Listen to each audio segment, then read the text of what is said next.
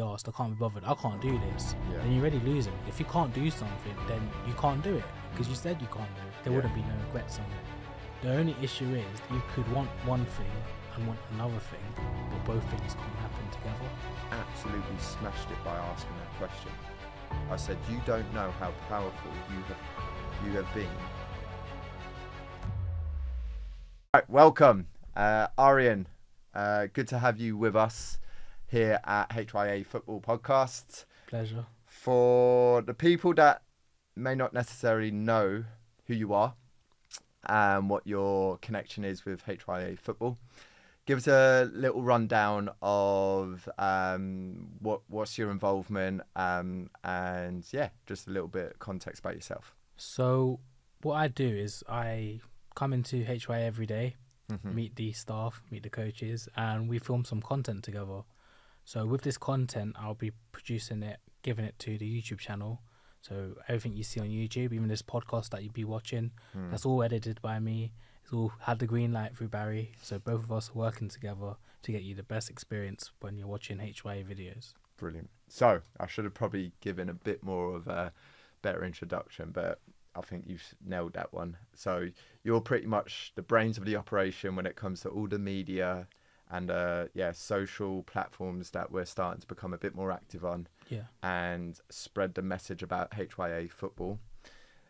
When it comes to HYA football, and you've just recently joined the team, talk us through your first impressions. What did it feel like when you were coming in? How did you get involved? And yeah, just walk us through those steps. So if we take it back to my first day at HYA, it was excellent. I mean, it was a new environment. If you didn't know, I've never been to a grassroots football club properly, like inside a stadium, never been in first-hand involvement with a football club. Like Hendon FC is brilliant. Like the staff welcomed me with open arms. They always supported me. And as I walked in, I met Barry and we just had a conversation. So as I was going into obviously the program, which was video editing, I didn't know if this was a previous thing that was already worked on till I found out we've not actually done this before. So it allowed me to be like, what needs to be done, which was what you had to ask me, because like you told me, what do you think needs to be done? So that way I knew that I had the power to sort of strategize what I needed to do in terms of creating content. How did that make you feel when it got flipped straight back into your directions? Pretty much it was that conversation of, well, I don't know what's going on. What's your thoughts? So like I've not actually done something like this before. So it's like everything's new to me. I had to figure out how to work softwares, figure out CapCut. I mean, it doesn't seem difficult, but obviously when you first haven't done anything you haven't done before, it's difficult at first. So okay, so let's pause there for a sec. You've gone technical very quickly, which is good. What's CapCut? What's these softwares you're talking about? So CapCut is what I use mainly to edit videos. So everything that you see your content, I mean, obviously there might be better editing softwares out there, but CapCut is the one I feel most comfortable with and works for me better. So with that, I basically produce the best content for you guys. Brilliant. So those first few moments, how did you become aware of HYA football? What was the first awareness towards? I had no awareness whatsoever, but obviously as I got into the club, I knew like there's something special there. Once I've known what's like, obviously I met all the coaching staff from Moy, Jamar, everyone, they're all friendly, all the kids are enjoying themselves. So immediately I think this isn't something I expected it to be. What was your expectations? My expectations were just a youth academy. That's basically it, just a youth setup.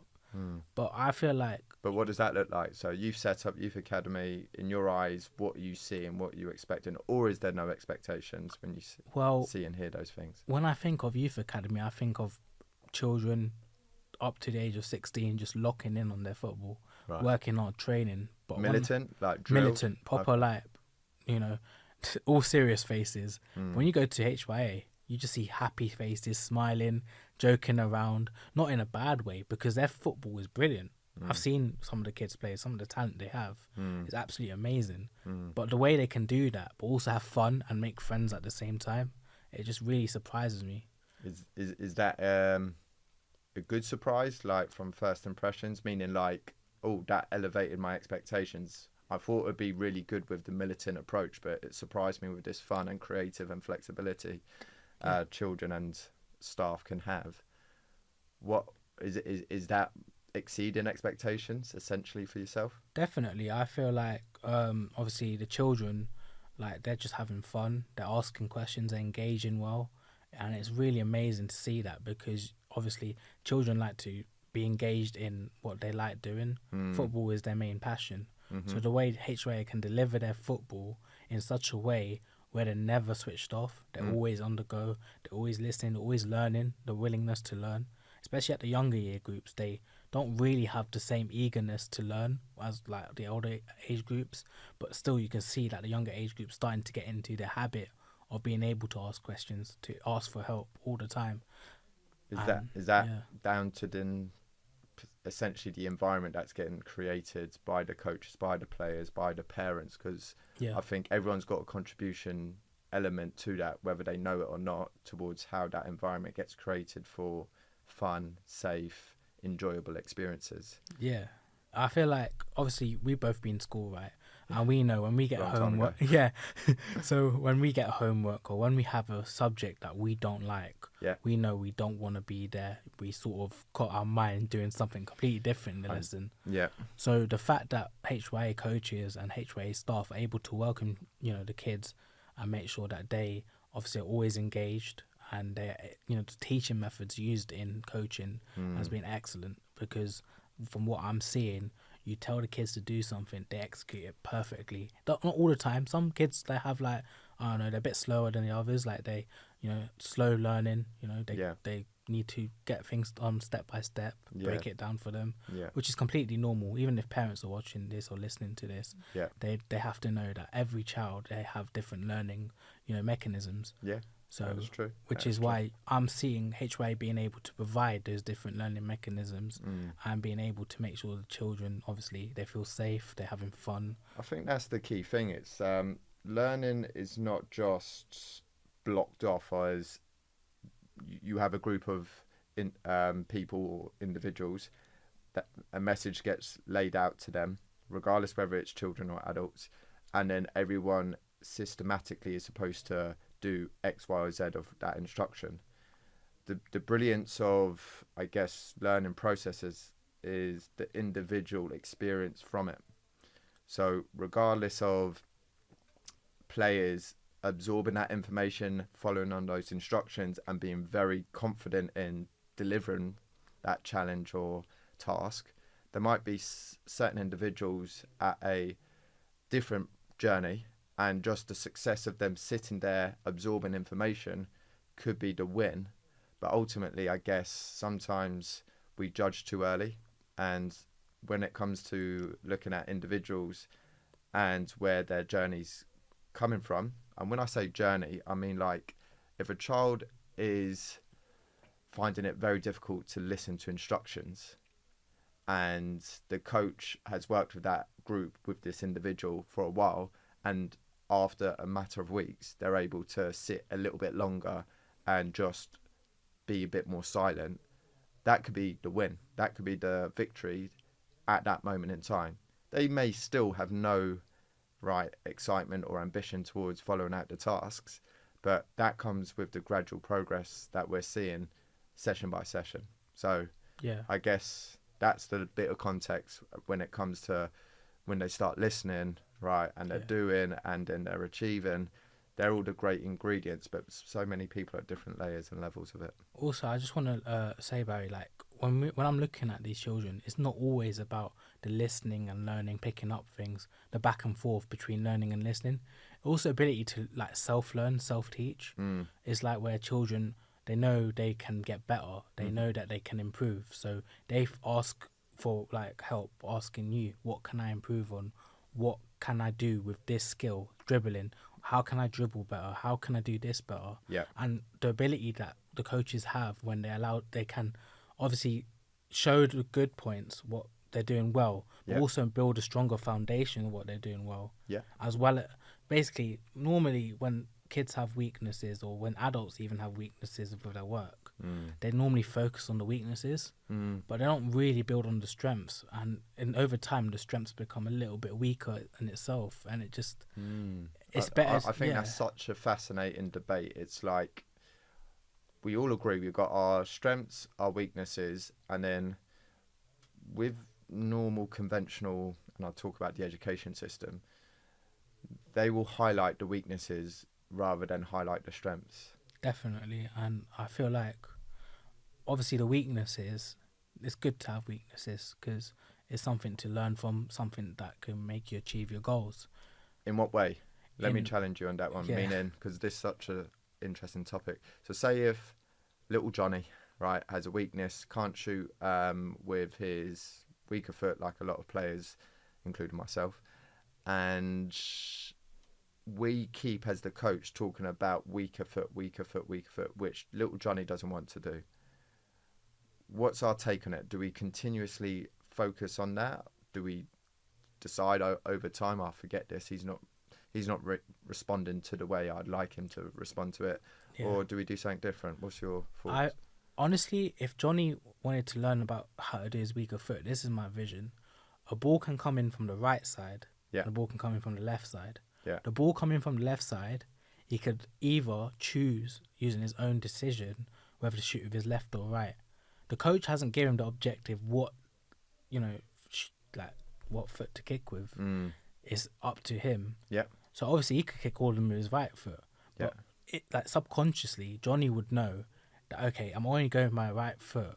Let me try getting my left foot. Because Johnny would know his weakness being that his left foot. If you pressurize a kid about their weaknesses being their left foot, they'll never want to use their left foot because you keep telling them to do it. Okay. So I'm just thinking now, how does this come back to with our challenges and exciting work that we're starting to showcase within technology, media, and especially immediate feedback, which is the coach could be verbally, or the parent or players or themselves could be telling them what the current situation is. How could that look even better or more exciting when it comes to the use of like video footage, or being able to have a role model for them to aspire to look like a model for themselves? Is that kind of the work we're going to be doing and showcasing, so that that little Johnny will be able to see their Premier League, Champions League superstars practice on both feet and go, that's what I want to try and do? Yeah, that's what we're aiming to do in HYA. We're trying to use real life examples. We didn't script this, by the way. No, I mean, this podcast is never scripted. No, it's wacky. But basically kids like Johnny, obviously Johnny's doesn't exist, it's just something we made up. But those type of kids can look at us and our foundation, where we've taken ideas from real life, from football games, from football scenarios, and we made sure that Johnny can look at what he wants to look at. I mean, the parents will like to listen to his podcast because this is what they sort of prefer, rather than watching a fun video that we might be doing in the future, like a hide and seek or football challenge. Yeah, no, we're proper serious here. We're very professional. We don't do that silly stuff. You'll be surprised at what we got planning. I know. I don't even know what's going on, but we'll see. We got some crazy ideas which we need to just execute. But the main idea for what my job is as a video editor is to sort of capture those moments that the kids are enjoying themselves, but at the same time capture things which kids can learn from, which other coaches can learn from, 100%. Parents can learn from, because learning is the best way of improving in life. Because every day you're learning something new. And the ability that the coaches have at HYA is that everything they've learned, and even the things they're still learning, they're able to pass it down in such a safe and secure way. And I mean by safe way, as in like they're gentle with their approach. They don't, like some coaches, I'm not going to name names, but some teachers, they get on your nerves about, we've always had that strict teacher. You always had that strict teacher. Like, you can't with HYA, you can relate to them. You can have it like a friendly conversation and learn from the friendly conversation. And that's what this podcast is even about. It just improves our learning of each other. This is it. I think we've definitely been in the dark ages in the sense of not necessarily being expressive with the good, but also challenging moments, because that's what we want to showcase. Is it's not just everything's good, everything's winning, but as we showcase this journey more and more and put a spotlight to HYA being an inclusive environment where, yes, the players, the children, right, the coaches, right, the adults of the parents or anyone associated in and around the environment, they can have a snapshot to see if that's something they want to be a part of very quickly, because of the innate feelings they have in first impressions and interactions with people. And I think you put that brilliantly when it was your first impressions, that you felt warm, you felt right, welcomed, and it was a place where you can see your ideas manifest into actual reality, which is the key thing about sport and football and being creative. Is we build those imaginations and try and turn those into, okay, what does that look like in real life? So I guess that's my next question is, what does a typical day look like in terms of your editing, your film footage and so forth? So I usually come in on Mondays to do this podcast filming. So this is a Monday we're on right now. Yeah. On a Tuesday, I just work my regular job. But when I get time, which is normally in the evenings, everyone works. What do you do, by the way? I'm just editing videos. No, sorry, your other job. On my other job, I'm just a casual salesperson and sports director. It's just Yeah. regular part-time job. So you are a real person. You've got a real job. Got a real job. Yeah, this is your little bit of a side hustle that you want to turn into a real career. Yeah, which would be brilliant. But obviously balancing that work life is really difficult for everyone. I feel like unless you're completely like well off, and which most not people, a lot of people. not a lot of people are. Yeah. It's really difficult. Like everyone can relate to each other when it comes to going to work, getting like a paycheck, and then spending it and being back in the same place you were last month. It's really draining. But the ability that we have as people, we are able to create. Correct. We are able to think of ideas, even if they don't come to life. We are able to do stuff like that. So me doing HYA work, which is all me on a Wednesday, I come in, I take the train, just like everyone else, come over with my tripod and my camera. Battery almost dead. We have reminded him a couple of times to bring the charger, but yeah, we talk about that learning process. At least I'm improving with the football boots. Yeah, well, this is it. Football boots are being worn now at the pitch, so you can safely say that's been done. Yeah, and I remember I was wearing size 8 boots. I'm a size 10, so my feet were aching after the first couple of weeks. You've got to learn, if you're getting the lost and found boots, well, you've got to learn quickly to bring your own. Obviously, you have to suffer for a little bit, but it's not too bad. I enjoy it. It's like, I come in, film the guys, obviously have a word with the coaches, everyone's having jokes, having laughter. You get to see the kids play, which is brilliant. It's like watching a Champions League game sometimes. Really? Sometimes. You know, we did that HYA tournament. That was excellent. That is true. The HYA tournament, I was very... it took me by surprise, just because how... It was obviously the very first time we were doing it, and everyone was just like, so what is it? What is it? And you could just see that everyone had a great experience from it. So I do agree. There's moments, and that's what I want us to be doing more and more of, is just capturing those moments so people can see what we're seeing day in, day out. Obviously, I do that on a Wednesday, and then when I got back home, if I'm in the mood and motivated, I get that video uploaded on a Wednesday as well. Yeah. So obviously, I'm always, the coaching centre thing that we did, that was brilliant, because we ended up, smashing views on that. It's got 100, but obviously you want to get a little bit more, so might as well promote it on the podcast. Listen, this is early days. But I like what you're saying about the current state of your work, which is we've got all our normal day-to-day ups and downs that we deal with, and correct me if I'm wrong, do you feel this is a little bit of the aha moment of, this is what I really want to double down in, like you said, the words career, and where you've got those, and I think we all do, have those lofty ideas of what our future holds for ourselves. Sometimes they get nailed at, like drilled out of us, because like, you've got to think serious, you've got to think of a job, you've got to think of the bills you're paying, you've got to think of your responsibilities. Yeah. But is this to challenge it now in terms of the day-to-day of what we're being exposed to, podcasting, for example, online, the internet, AI, for example, technology. So what do you see in terms of your future, regardless whether it's connected to HYA or not, in the short and long term? So obviously, as a kid, was nowhere near good at maths. I was okay in Same. science. English, I was good. So I was so creative writing was brilliant. Okay. So when it comes to like subject-based learning, I was not good. I was always getting in trouble. Never did my homework. Detentions every day, or not every day, but it's normally weekly in the UK, isn't it? Yeah. But for me, it would probably be every day if they had a choice for it to be. Yeah. That's what they were like. But when it comes to being a career, I felt like I'm more into my video games when I was younger. Mm-hmm. Obviously now I don't get much time to play, but when I do, I'm gonna do it because I like doing it. Yeah. So it's basically like, for my career, doing this job is like a video game to me. I'm always progressing. I'm always learning. Yeah. The work I do, what do you think of it? Good. Yeah. Good. Can get better. Always looking for the next level, like we call it the 1%ers, in terms of what can we get 1% better at next time of what's the current state.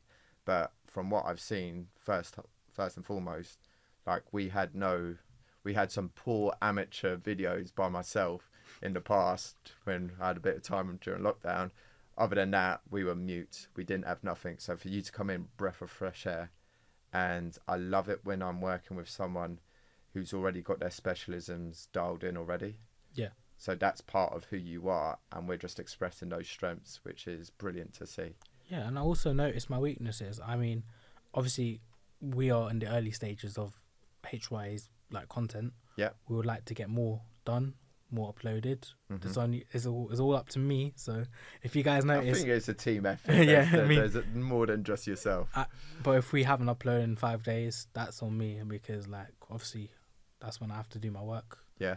But other than that, when you get a video out from us, it's gonna be quality, because I know that I've always put my 100% effort in. That's it. It could not be the best effort for some people. They might feel like, oh, this doesn't look great, but I'm still learning on the job. And that's the best thing, I guess. It's just being aware of the humility of the journey, as opposed to just it has to be pitch perfect straight away. Because obviously everyone's critical of their work. Even I criticize myself. I know that I could do better when I don't do good. Yeah. When I do good, I accept it, because that's created by me. And, you know, that's what everyone's like. If they do good at something, they'll take pride in their work. Yeah, that's 100%. What's the point of working if you're not going to enjoy it and not going to think you put effort in? That's it. I guess there's times where, and we fall into traps, I guess, where it comes to going through the systems, going through the routines, the day-to-day grind. That turns into the weeks, that turns into the months, that turn into years, and then afterwards you go, wow, how did those years just go by so quick? Yeah. Because we get fixated on what's important to us at that time, which is cool, but ultimately sometimes taking a zoom out or a pause or a reflection allows us to then really consider where's the next big macro moves. Yeah. So that goes on to the second part of the question. What's the bigger picture? You say career, so career is quite long. Yeah. What does it, HYA, if it is associated around your creative work, is that going to be something you want to build to, I don't know, worldwide dominance? Like, what does it look like from your point of view? For me, I always keep in my mind time is very valuable. Yeah. So every day I'm doing work with HYA or with Sports Direct or with anywhere, like I'm always putting my effort in. I know it will pay off. Yeah. Because with HYA, we spend time just planning. We spend time doing this podcast. Everything that we're saying right now has meaning to it. So when people are listening to it, is whether they can pick what means to them. Everyone has different sort of like, you know, captivations. They get attracted to different things. So when we're talking about work life, obviously people that are more working or people that can relate to how we work, they will definitely agree with us. People that don't work yet, the children at home that want to know what work life is like, they're listening to this being like, I want to know a little bit more. And that's what I'm like. I always do my work at HYA. When I'm doing video editing, I want to know how the professionals do it. I look at other videos online. I know they do way better than me. But also, they've got more numbers than us. Yeah. So what we need to do, what I need to do, what we need to do, we need to look at that and sort of replicate it and be better. Okay, so a couple things so interesting there. One is, and we'll talk about this first, work-life balance, if that is ever a thing. Second is, you said about aspiring to what the experts or professionals are. So let's start with the work-life balance, and then we'll move on to the aspirations of future progressive work. Yeah. Is there a thing of work-life balance? You just mentioned how people that are fixated on work as a priority over everything else in their life won't necessarily be in a balance. Like, is that true to say? I think everything in life needs a balance. Okay. Because if you have children at home and you are working, you'd have to do both. Yeah. You can't work. But is it even? I think that's the it's question. not even. Cool. Not in this country even. I feel like there's too much work. Yeah. Dealing with bills, tax. Yeah. Everything's expensive. Yeah. I mean, I've travelled today. I know I'm probably gonna be broke next week. I don't know. Like, you can't predict things like this. So it's basically, for when it comes to working, don't prioritize your work or your family. Don't have a priority at all. I'd say do what needs to be done, and once things are done, and you keep going, you want to progress. But that's what career is. You go all the way to the top. Your managers you're my boss. So you've done all the hard work to get to where you are, to be my boss. So for me to work the same amount as you do and go up these levels is going to pay off for me. And I feel like that's not really a balance. That's just working for your merit. Yeah, which I love. By the way, there's a saying about earn your strides, which is like you've got to build up your reputation through the repetitions of what you're building towards, and that's who you become. Yeah. A couple things there.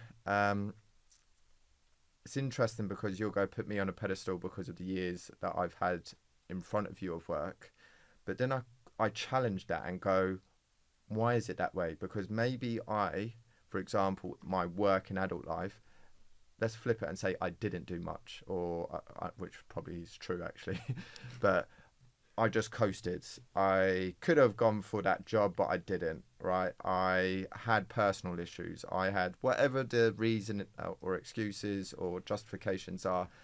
I'm now, right, years ahead of someone who's just coming into work life, but maybe at the same level of professionalism, like not knowing too much, not having too many networks, not having too many experiences or skills. My question around that is that happening? Like, is that normal? Like, or is it just perceived a younger generation will see an older generation and just say they're experienced than us? In life. I don't think it's like that. I think because you're older than us, we have every right to respect you, and we have to, sort of replicate what you do on a daily. But at the same time, I feel like younger people, even yourself, you go into work and you do what you feel like needs to be done. And that's how everyone really works. Is if they feel like doing the work, they come into work and do it. If they don't feel like doing the work, they're lazy sitting at home watching TV. Yeah. And for me, I try to avoid laziness, but it's okay to be lazy. You know what I mean? Do you want me to expand on that a bit? Do, because people will go use these trigger words like laziness or not coming into work and saying, from a younger generation, this great topics, by the way, for your generation, say that's okay, whereas the older generation, that was never okay for baby boomers and our generation, to a certain extent, because it was only you had to be there, you had to show up, there was no days off, and you had to give everything to show your strides and build your reputation that way. So what's your take on it right now? So there's hard working and smart working. Now, smart working, you don't know how someone's mind works. They might be doing something that seems very lazy to you. Like, some people go up to me and they'll be like, why are you on your phone all the time? I'm editing videos. So it looks like to them that I'm not doing anything, but I'm working smart because I'm actually doing something behind the scenes. But hard working, you'd see the construction working out there, or even doctors and nurses, respect to them. They work really hard. Yeah.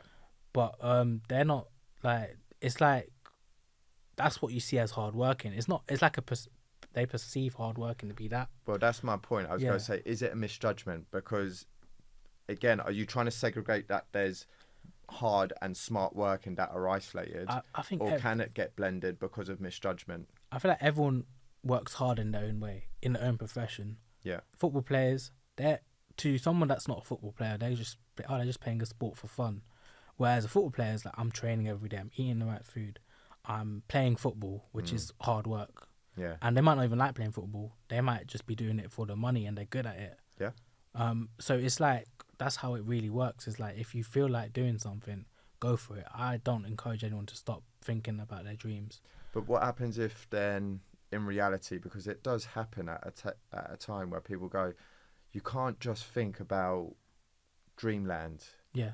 There's responsibilities, your bills, your mortgage, like you just said, travel expenses, right? Family commitments. Yeah. Like, the money needs to be made, right, in reality of a job or a career, as opposed to just thinking, or is like, are you trying to say there's a blend of creativeness towards reality of work? Yeah, definitely. Because obviously work, you have to set yourself goals. That's why companies, they set targets of what they have to achieve so that they can reach it, and it benefits them because they get to do, what they got to do. But as a person, you got to think of yourself as your own company. What goals are you going to set for yourself to make sure that you get stuff achieved for yourself? So me being better at editing or getting better at editing is going to make my personal profile like much more better, and that will make me more employable to people. So for me, I'm hard working because I'm thinking about these things. Yeah. If you're not thinking about these things, you need to wake up, because if you're not thinking about, setting yourself a target and you're just like, I can't be asked, I can't be bothered, I can't do this, then you're already losing. If you can't do something, then you can't do it because you said you can't do it. Yeah. But if you say you can do it, show them how you can do it. And that's why you set targets, to try and build up a bit more. Love this. So you're saying right now, it is psychological, a mind game of, you can't just trick yourself into being successful and where you want to aspire to be. You've got to internally tell yourself, you've got to put the work in. Yeah. Now, the work isn't as rigid as what it was with our parents, grandparents, and so forth generations, due to the creative world that we live in today. Yeah. Not saying it's perfect, but we look at what we're doing here, which is literally talking to each other, being filmed in a studio that's on the doorstep of where HYA is. So we're able to kind of utilize a lot of resources to showcase what we're all about. Yeah. And I guess that becomes now really inspiring from my point of view, because when we come in the school system or education system, they're teaching us how to go get those industrialized jobs, which are fading out very fast due to technology. That's the thing. The issue that I believe in that's causing that is what other people find successful. Because everyone's saying passing your GCSEs, that's success. I didn't pass all my GCSEs, and I'm still employed. Like, I'm actually doing better. Were you afraid at that time, but like leading into it and going through that process, because it's like really dangled at us, the sense of, if you mess these up, your life is going to be really difficult at that moment. Yeah, which is not. It's there's always second chances in life. There's always opportunities that come. It only comes if you want it to come. Right, here's a good question for your generation. What age is too old before you could say, right, you've messed up? Honestly, I don't really have a number for that. I'd say whenever you feel like your dream's past, when you know you can't set the first goal, that's when you know it's over. So if you're like 40 and you want to be a football player, by all means try. But if you want to be like a professional playing for Real Madrid, you never set your first goal to try and get to Real Madrid. Right. So you're going to set that first goal when you're 40. So by the time you're 60, you're going to you probably have the ability to do it. But then you think about it practically, a 60-year-old can never play for Real Madrid. Yeah. Because of their body just wouldn't be able to handle it. Even a 40-year-old. Even a 40-year-old wouldn't be able to. But I love that analogy of, like, you got to think practically of the goal. Yeah. And then just dedicate all the time, focus, attention towards that goal. And then make new ones along the way. And then obviously review and set. Because here's another question I have for you then. Is it the goal or is it something else that we're pursuing? So there's the goals, but Yeah. also motivation. Now, motivation's a different topic Right. because motivation, there's good motivation and bad motivations. Okay. So good motivation is when you're getting encouraged to do something, which you need as a coach. You encourage, the kids to, keep going, keep trying the hardest. Also, bad motivation where parents bring you down, or when coaches bring you down, saying, "Oh, you're not playing good enough."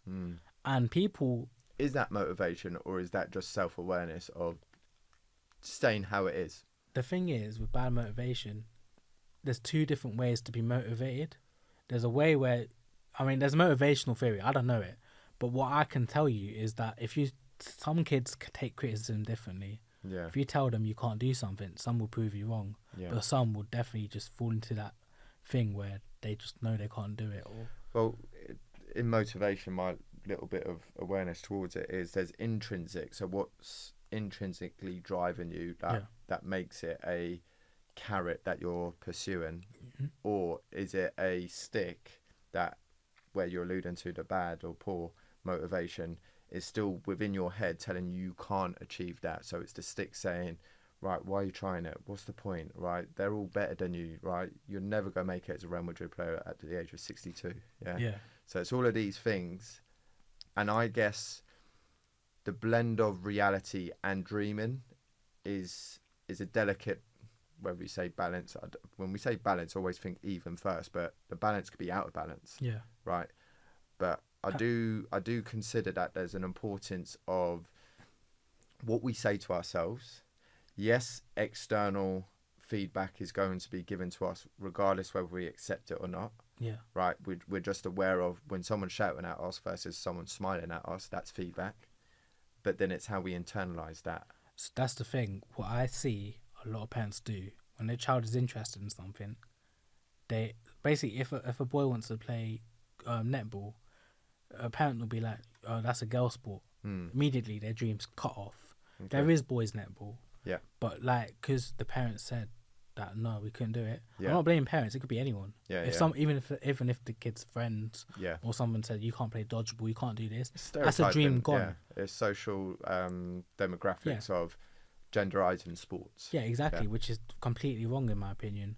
So it's like if a girl wants to play football and the parent actually says, yes, play football, do your best. If you want, we'll take classes. If you want, you can do this and that. They would appreciate it. They know that they have to live up to what their parents are providing them. Yeah. Because that the parents providing, they're putting the effort into the child, and the child sees it. Because children are they're not like unintelligent beings. They know what's going on. They just don't know. They're not in the power to say anything. Because that's what children do. They like to keep things to themselves. Yeah. And as adults, even adults do it. Did you see that in your childhood growing up? Like, tell me a bit about your upbringing, and family dynamics. So with me, I've grown up with mostly my dad and my brother. Yeah. I didn't really have a mum growing up, but I got a mum now. She's like my stepmom. Okay. So we're all doing good right now. Yeah. But when I was growing up, I was living with my grandparents, and that was it was okay. It was like I'd go home, but my grandparents, they're old fashioned. They're not very up to date with modern days, so they were not they wouldn't like me playing games or sitting around. They preferred me to probably work or do something. Yeah. So basically that character's built me a working mindset, which is, I don't know if you say it's a good thing or bad thing, but for me, I think personally, whatever I wanted to do, I can become the best at it. That's what I knew, because I like practicing things. If I like playing football, I'll practice it every day. Yeah. And I'll find a way to get time for myself. Yeah. Which is an issue. Time's an issue because when you're older, you have to work and you can't play football anymore. Yeah. Or if you don't want to work, you play football only. Well, you know what I mean? I challenge the time as an issue because we're all dealt the same time. And Yeah. this is what my awareness to timing is. The next conversation off time is priorities. Yeah. So say, for example, that adult who's got loads of now adult responsibilities goes, do you know what? Sod this. I'm still a young adult. I'm going to think later on in my adulthood, I'm going to consider all of these things. but my initial priority will be to continue and pursue football. Yeah. So in my head, it's a priority checklist of what is valuable and important to that individual. Definitely. To allow them to spend or invest that time into whatever they're focused on. But I can also like counter argue that, because Love this. yes, because obviously there's something where people want to do something really badly, but there's also risk and reward. Yeah. There's or risk and mistake. Mm-hmm. So if someone is working at 9 to 5 but decides I want to be a football player, Mm-hmm. they can do that. They have control of their life. They can just leave and do that. But the issue is, will football pay them? Are they good enough to be a football player? It could be a mistake. It could be where they've wasted time trying to be a football player. By the time they're 35, they've not got much money. Mm. They need to go back into the 9 to 5 job. And because they ain't got much experience anymore, because they haven't had that much time, or they had so much time away from their job, they're starting afresh, so they're going to regret it. Whereas those 15 years, staying in the 9 to 5, they could have been a manager or someone superior, like, to a manager. So I love these debates because these are really cool ones. I would look at that and go, depends on back to the priority of what they're valuing. So if it was the 9 to 5 for a career, job, stability, then I'd say everything you've just said, I'd agree with, in terms of they may have paused at a critical time of their career development, that they have to now go back and accept that they are maybe 5, 10, 15 years behind the people that are biologically the same age as them, or in career-wise, But what if the priority wasn't money, career, stability, and it was just the experience? Yeah. Because you used a real key word, which I want to delve into a little bit more, about regret. Yeah. So obviously doing something you're passionate about, there wouldn't be no regrets on it. The only issue is you could want one thing and want another thing, but both things can't happen together. It's like I could want to do drawing, but also want to be a singer. But I can only choose one or the other. Unless if I'm going to be singing and drawing and I get paid for it, then fair enough. But you can.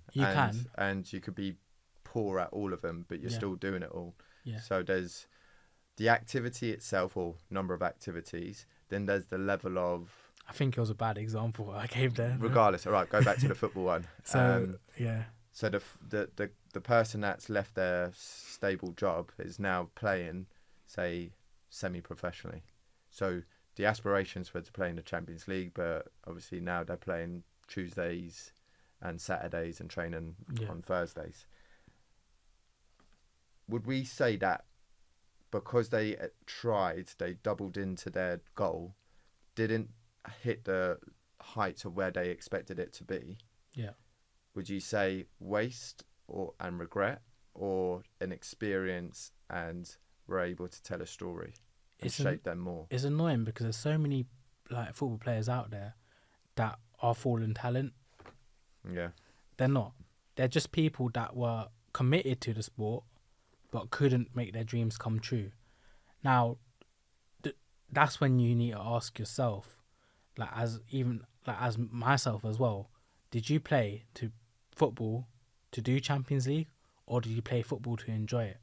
And I see HYA, most of the kids in there, they want to be in the Champions League. They want to be Ronaldo and Messi, but they're also playing football to enjoy it. You see it when you ask them, what do you like the most about HYA? Yeah. They say it's fun. Yeah. And that's what we think football should be. Yeah. It's a fun sport. 100%. It's not a competitive sport. It is a competitive sport if you are competing, definitely. And there's nothing wrong with competing. But if you're not having fun in your sport and competition's making you feel sad or angry or these negative emotions, then sometimes you need to step away from the competition and let yourself enjoy life. And I feel like these professional football players, they enjoy life because they get paid a lot of money. And they also enjoy competition because they're able to compete. They don't enjoy losing. No one likes losing.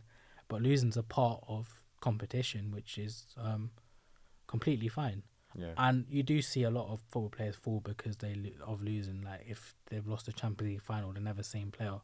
But then they need to ask themselves, why has one loss decided my life? Why can't I enjoy my football? Yeah. So we've basically at HYA we have this structure where we have a way to make people enjoy football, and it starts from the younger years, because when you're younger you can nurture them to enjoy football. So I love how you've just eloquently circled it back to HYA as well, because there's so much to discuss within HYA and the ups and downs of the experiences of people connected, not just with us, but within day-to-day activities that children, parents are learning through their child's journey, but also parents of their journey within their child's football, and so do us as coaches. I think you said some real key terms there. The want and the need are so critical again, because if you want something, it means you're going back to that word, you're motivated at the time. Yeah. Motivation is that, I call it that fluffy feeling that feels good, but when it comes away from us or it's no longer there, people get disheartened, and that want question is being really stress tested. Yeah. Because now it turns into, do you need it? And that's the difference between people pursuing their goals, is they accept that the motivation is great and exciting at the start, aka a podcast, okay? But do we want it to turn it into a need because of the identity we want to expose or create over the time period of doing that activity? Personally, does that make sense? Yeah. Personally, I mostly would recommend people to want things first, then need it. I think need is more of desperation, because if you need to be a football player, that's why all the successful football players, they came from poor backgrounds, because they needed to that football. Not necessarily. But you but see when a I lot think of examples of that. So your Ronaldo's the prime example. Neymar. They Messi even. Yeah. They've come from poor backgrounds, and they needed football to basically make themselves known, to make their family more well off, which every child, obviously from a poor background, want to do for their family. They want to obviously have their father and mother with them, make sure that they're doing okay, make sure they're happy, because obviously I'm one of those kids, like I've seen my parents struggle, and it's not nice. And what were they struggling, financially or relationship, or just financially, relationship, anything? There's always a moment of time where there's some sort of struggle. Is this your biological mum? No, it's my dad. He's gone through a lot of hardships. My dad has, financially, he's been through it. Mental health wise, he doesn't talk about it, because obviously it's one of those things where you need it's survival of the fittest. But not in a sense where it's a life or death situation. It's more like a sort of, I need to get through this period and try and get to the next step. So my dad obviously went through that period with me, but when my little brother was there, he was there, but it was getting out of it. It's basically like, this might be a stupid example, but smokers, when you're smoking, you're addicted, but when one day you just want to quit, and then you go by a couple of weeks space, and then you gradually quit. So it's like one of those things where you just have to keep going with it, but eventually it's going to be better. The theory and the concepts is always trying to have that happy ending, like in terms of the story finishing good, like what we were programmed as children with childhood movies, right? Disney and all of that carry on. But life isn't always that way. For example, what happens to that individual that doesn't quit and dies from smoking? And I know that's very serious and blunt, and you're like, oh God, Baz, I thought this was supposed to be upbeat, like, conversations. But I'm like, let me link it back. So you said about HYA, kids experiencing the highs and lows of football. Yeah. In that moment, they feel low. Yeah. They can't see the next game. They can't see the next session. They can't see, the next opportunity. They're just living in that moment and going, the world is terrible. I want it to end right now. Everyone has that day. Like there's always one day in the year, or a couple of days in the year where you're like, a couple of days in a week. I mean, if it's like that for you, God forbid it doesn't keep going like that. But there's always going to be a time in your life where it's not going well for you. Yeah. But when you remember the happy days, this is what I like to do. I like to think this is a bad day, but I've had a good day before. So let me think about tomorrow. Tomorrow might be a good day. I might forget about this day. Yeah. Because there's obviously some things might go wrong in your life, but it's not life changing.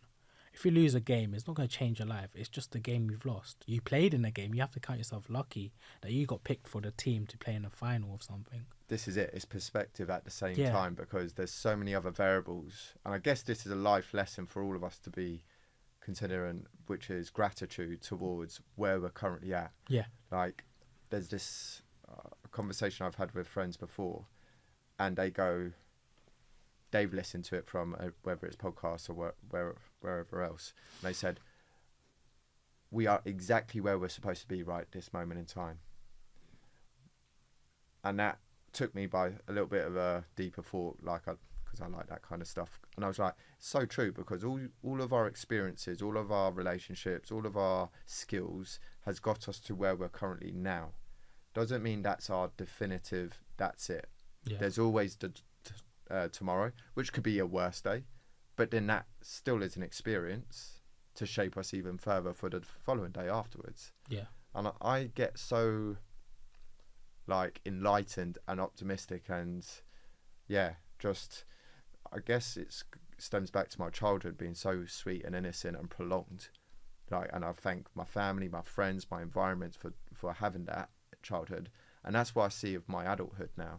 I don't see it as doom and gloom, because I look back at something of my childhood and I go, if I had the same one as that again and again and again, I've lived like the people that are desperate to be rich, famous and successful, whatever that means in their world.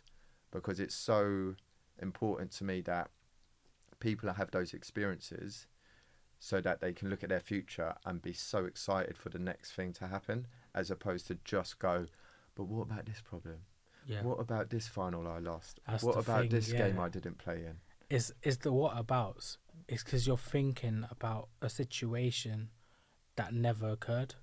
When you think about the future, you don't know what's going to happen in the future, so you shouldn't be thinking too much about it. I'd say don't live in the past or the future. Just think about today. I think most people say that because today is a day where, so after this podcast, I might go out to eat. I don't know where I want to go and eat, but I know I'm going to eat something. I'm going to enjoy it. Yeah. So it's like whereas someone else could be thinking, where should I eat? Oh my God, there's so many options. Or I don't have enough money. Yeah. Like, oh my God, stress. And you're like, you're missing your moment now of just being. And then you end up not eating because you have got no money. You haven't got no money, or you just been thinking about it too much. You're like, okay, well, I'm just gonna eat anything that's in the fridge or whatever. Yeah. But yeah, that's what most people do. Is like they overthinking it. It's good in a way where you can find ideas, but if overthinking is a way where it's affecting and bothering you, then overthinking should not be for you. Like if it's gonna lead you to something sad or negative. Well, it goes into this one because I'm thinking I'm an overthinker. I don't mind it because I think I can regulate it quite well. Not saying I've got superhero like powers to it, but it wouldn't impact my emotions to go, oh no, that's the quality of me that really I don't like.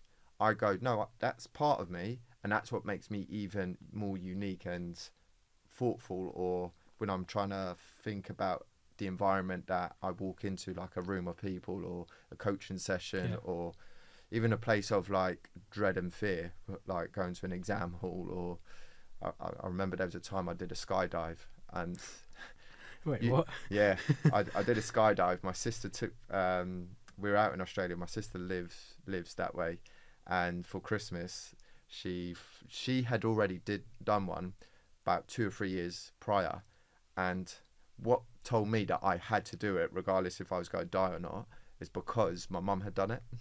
Oh. And I was like, no way am I going to say no to something that my other family members have done, like my sister, my mum, and this time round it was just me and my 2 sisters. So you do feel apprehensive, nervous and all of that, but it's adrenaline. At the end of the day, I was like, when I get into panicky moments, because people do say I'm quite calm, I go, And my dad's got this philosophy. I think we said this just before we jumped on air here. I said, what will be, will be. So don't really get too phased with my overthinking and analysis. This could go wrong, this could go wrong, this could go wrong. Then I just switch it back as a reset and go, what will be, will be. If I die, I die. And someone goes, what? You can't say that. I go, well, I've had a good life already. Yeah. Yeah. But what if to those people at home where they have a fear of death, they know that they could do something, it might end up going wrong. What do you say? I'm asking you questions. Yeah, I love this. But what do you say when obviously someone's gonna think they're gonna die, but have loads of regrets? They haven't had a good life or have not lived a good life they wanted to live. How long have they got to live? Well, let's say it's their final year. How do you want them to live their final year? They could smash it. In my opinion, look, I've just got so excited because there's people that live this and they're on Instagram or socials right now saying they've got chemo therapy going on with cancer. They've got X amount of months or years to live and they are smashing their bucket list. Yeah. So that makes me excited to go, you could have had a really crap 90 years of your life, but would you trade that for the one best year of your life before you died at 92, but that's the thing. 91, 92? I've got a question as well. Do you need to have a long terminal illness or something like that to have a bucket list? No. I feel like people should be making bucket lists every year. Yeah, I agree. And enjoying their life. Well, this goes back to the current state of what we think. So going back to the creative versus what gets conditioned to us. And unfortunately, we are in systems and reality of responsibility, bills, right? And obviously with media exposure of, they're never going to send us the good news like every day because that's just boring, right? And then actually, I'll flip it and say the reason, in my opinion, media is always about shock, right? Corruption, right? Scandals, murders, jail sentences, right? Robberies. Is because when we consume that on a subconscious level, we go, well, consciously we'll go, oh my God, that's so terrible. Like, what a bad story that is. Oh my God, blah, blah, blah. Subconsciously we go, and that's why we live the life. We're so lucky to live our mundane, normal life that we have right now.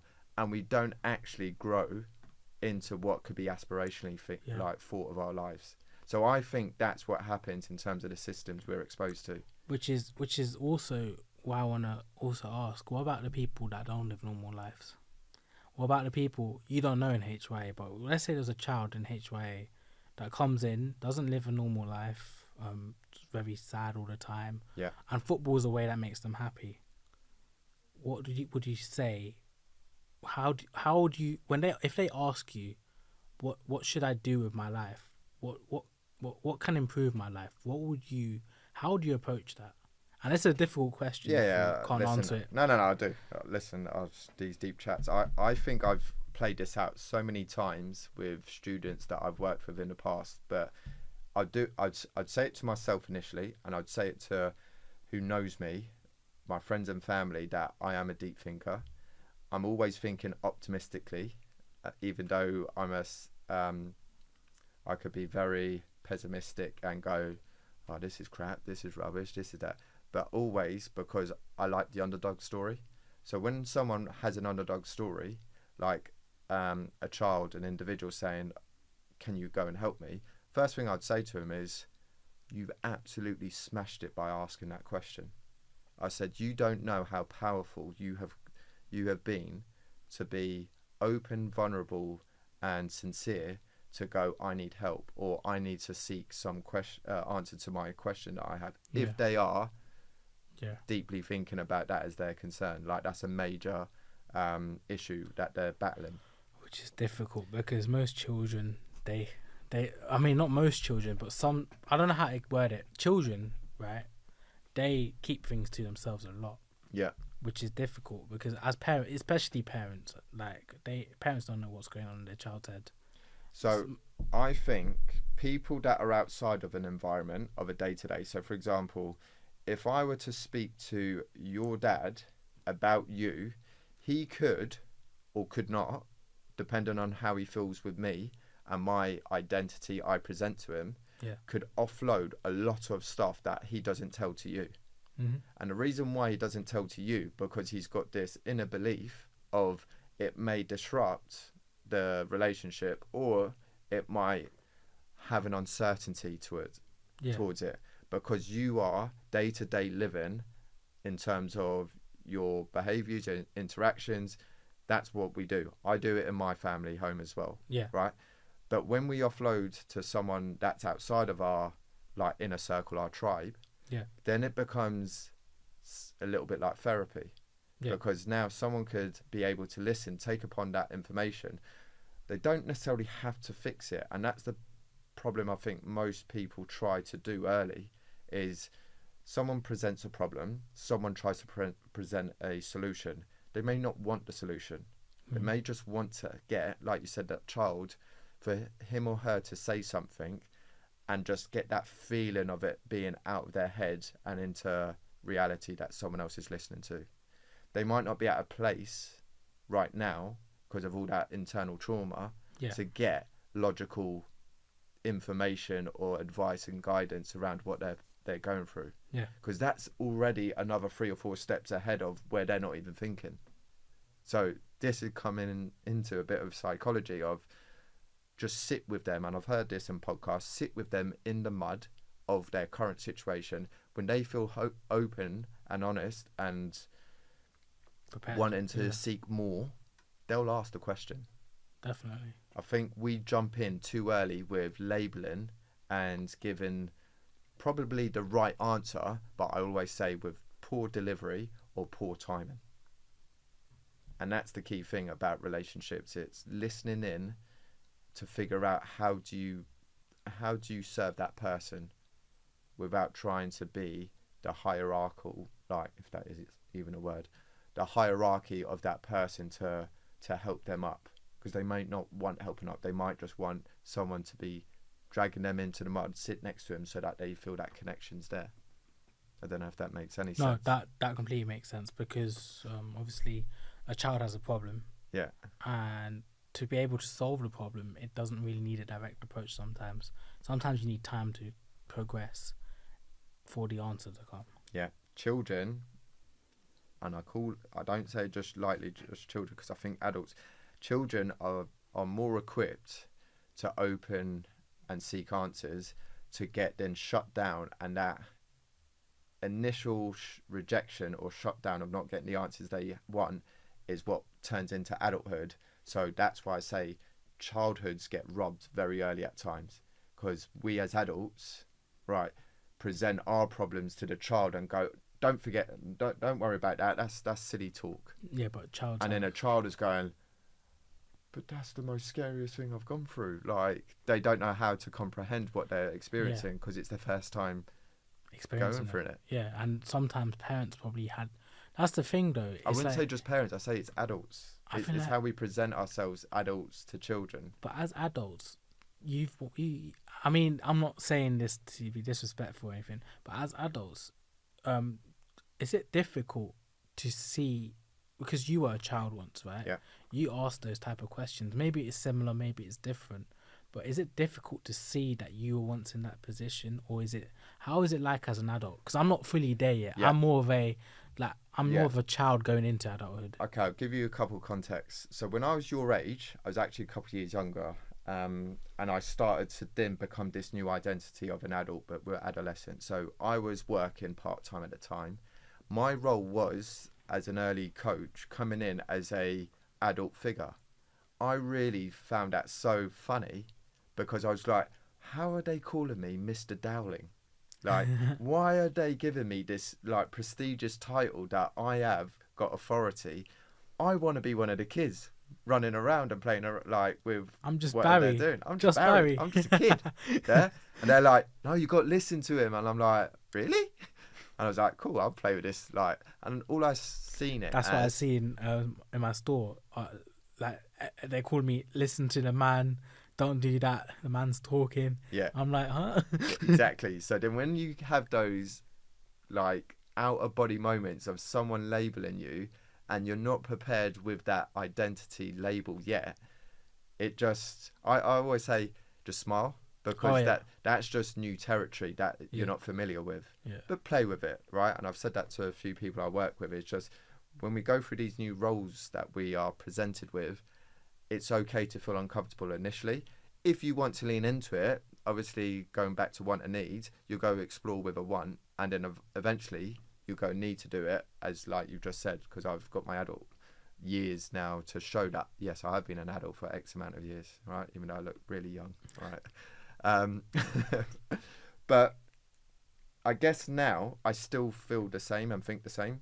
In my coaching and teaching styles, I am wanting to talk to me as what I was as a child, which was very timid, very like unsure, never wanted to be highlighted because I was in fear of being asked a question and I'd get the answer wrong. Yeah. Now, I look at that and go, I missed opportunities because even though I still had the best childhood ever, I felt that energy of my parents who are humble, don't want attention to themselves, hardworking, really respected and loved amongst their friends and family and community.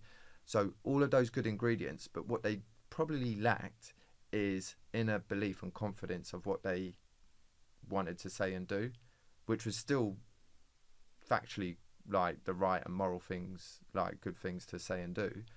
But they just, I remember my mum would be saying, I'd hate it when they'd pick me out of the class and ask me to do something. And that comes back to a childhood trauma of hers, because it got done and she was exposed and got embarrassed because the teacher told her it's the wrong answer in front of all of her classmates. Yeah. So that held into her. And then that energy kind of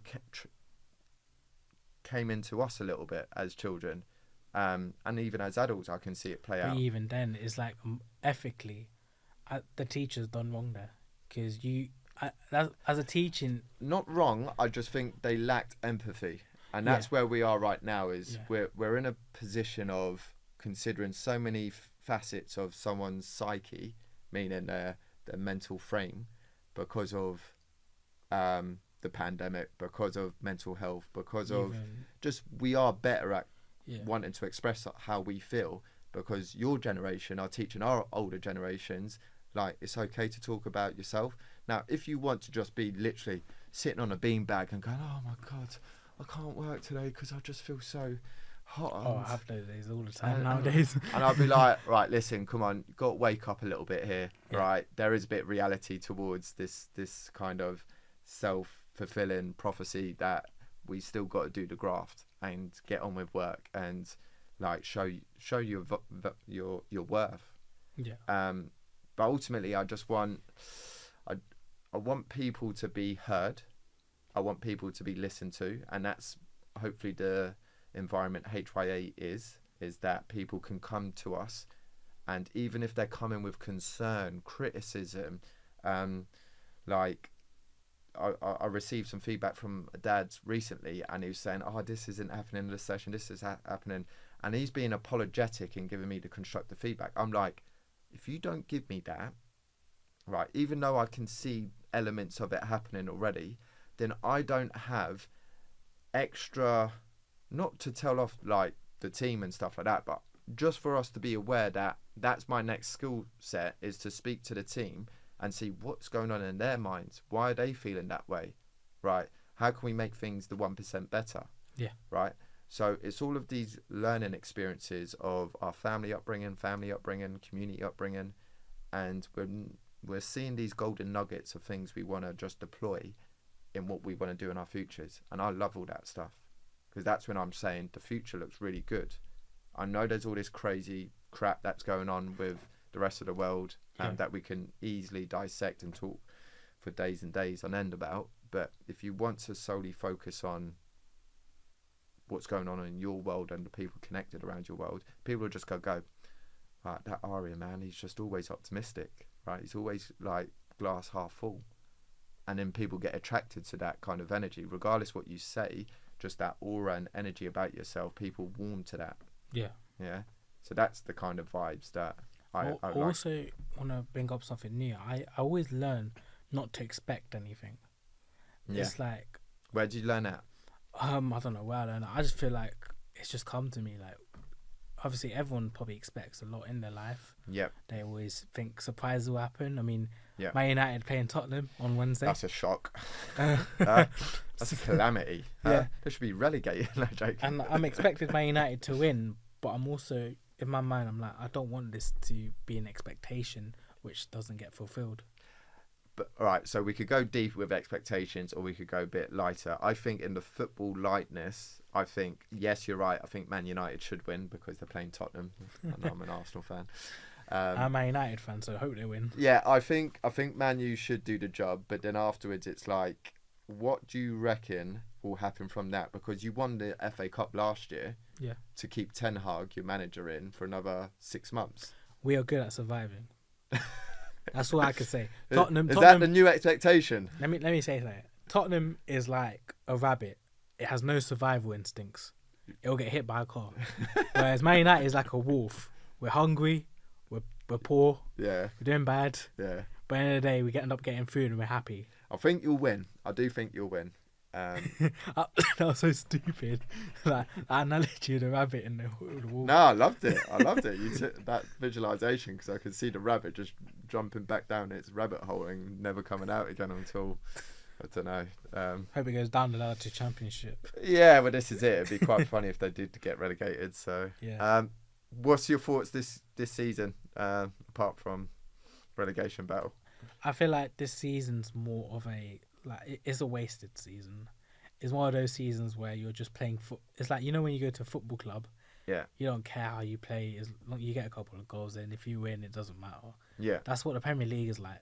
Yeah, Europa League. Every game we've been playing is like a World Cup final. You've been phenomenal. Exactly, unbeaten in Europe. Yeah, but I can only think the manager and. Do you like him? I like the manager. I think that's the only person I really like, to be honest. I think he tells it so truthfully from what I'm seeing in the media. His articulation's brilliant. Yeah, because he's just saying how crap United currently are, which is funny. I really like just the transparency and honesty, whereas obviously you could easily just do your media tactics and say we're going through a phase, we're going through this, blah, blah, blah. But when you're saying we are the worst Man United team since 1950 whatever. You got to remember, he's young as well. He doesn't care about exactly, because he knows he's going to get a payout and stuff like that. Exactly. So and also a learning manager. He's not looking for a legacy at United, but that's the thing, and I know it's always that concern of football teams that have had so much dominance, and I just look at football then becomes that business. It's played around a boardroom as opposed to on the pitch. Yeah. And the boardroom, unfortunately, is still at disarray in terms of the direction it's going towards. And I feel United are going to be lost for a long time. They'll put bandages over cup finals and cups here and stuff like that. But obviously you've got your stadium in 5 years' time. I could disagree with you because, I mean, it's two... I mean, I can agree and disagree. I could say that Man United could use this cup final to just hide all the 16th place and stuff. Yeah. And it goes downhill from there next season. Yeah. Or they could look at the 16th place and be like, this is shit. We need to get higher and invest in the team using the cup final money. And that's the thing, because financially, Man United's doing really bad. Yeah, but money-wise, okay, so you've got X amount in the bank. This is me, again, just looking as a fan, right, outside in. No intellect whatsoever within any club. Right? But it's not necessarily how much money you've got in the bank. You'll go with disagree, it is, right, because that's how much money. It's the plans behind where you put those resources. Yeah. Yeah, so, okay, fair enough. A stadium makes it a little bit exciting. But if you can't afford what your current operations are right now, because of the little money, yes, it's going to generate more income because of bigger capacity of stadium, more jobs for in and around Manchester. But I'm like, it just goes back to what we said earlier, priorities. Yeah. Right? Where are your key figures, right, prioritising their resources? And because they are scattered across loads of global sporting entities, aka in America, United is not going to be as what we want as fans, right? And by the way, I'm Arsenal, right? That's the thing. In terms of our clubs being looked after as the number one thing. That's the thing. It's like the men's team is being affected by how the club has been run. But the women's team are doing all right. Yeah. They're doing okay. Yeah. Did they win yesterday? They lost to Chelsea in the final. But yeah, the women's team, they need to promote that a lot more. Yeah. Because they're the ones that are successful. They're going to bring more fans in. Yeah. So with that promotion being said, if we get more lady Man United fans, so like the ladies team, more fans there, that's revenue that you could help to improve the men's team. And that way, it balances out. To a certain extent, because there's so much development and it's good practice that we're seeing in terms of the female game. And that goes back to what we do at grassroots level as well.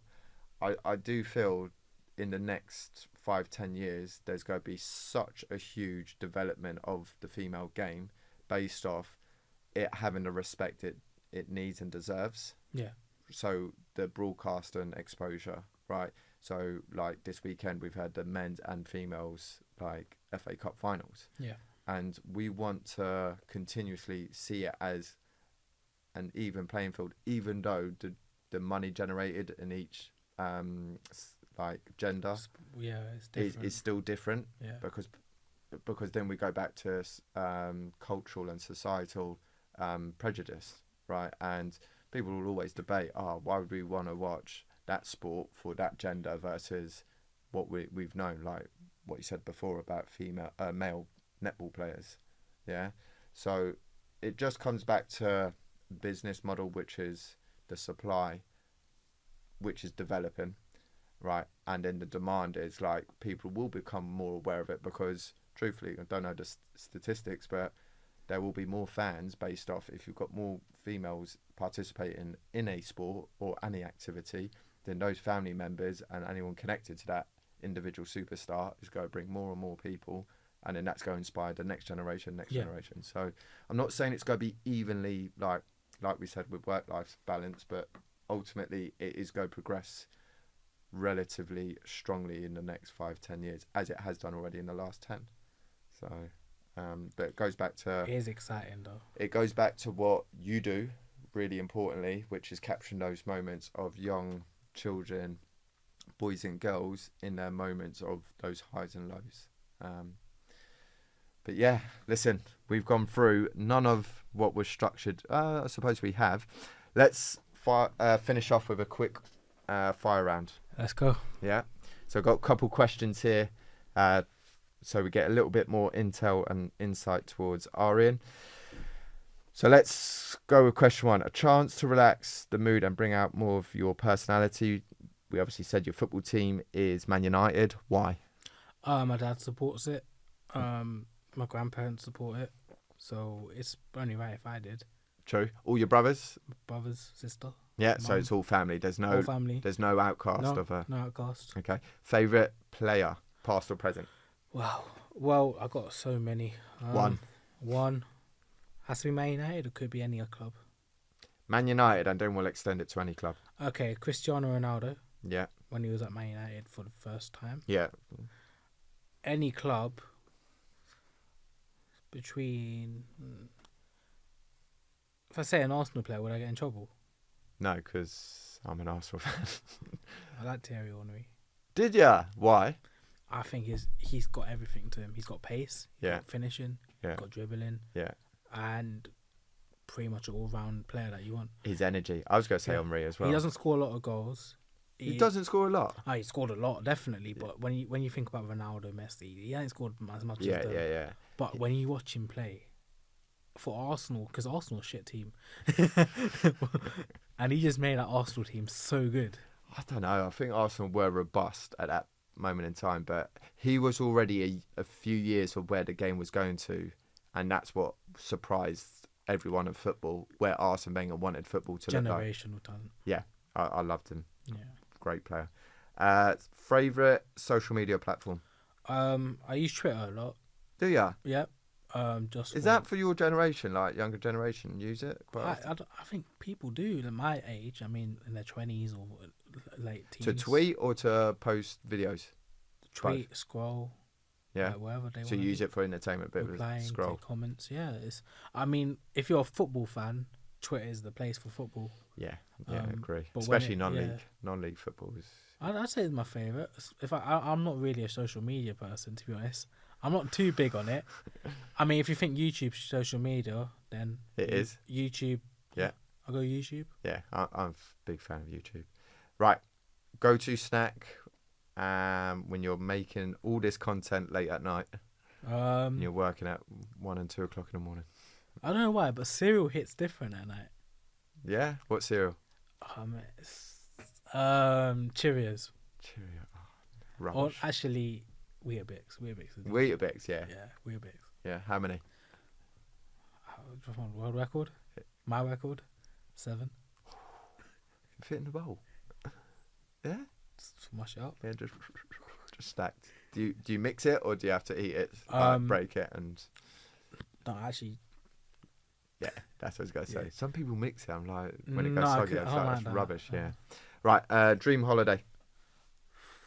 My dream holiday, it is Tokyo. Yeah? Yeah.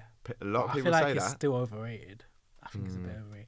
But I've never been, so it'll be a dream. Yeah. I actually been to 2 of my dream holidays. Where? Dubai Okay. and Florida. And Florida. I mean, Florida was in, like, Miami. Yeah. Did you like it? Which one would you prefer? I like Dubai. I'm Dubai? going again in August. Oh, yeah. That's how good I like it. It's going to be hot. Yeah. It's like 45, 50. Yeah, good luck. And do you have any motto or like life quote that you live by or respect? I don't know if this is a quote, but never give up is the best one. Try your best. Those 2 things are the ones that everyone should have installed in their brain. I mean, that's the ones that you need to live by to sort of keep going in life. 100%. Aaryan, absolutely.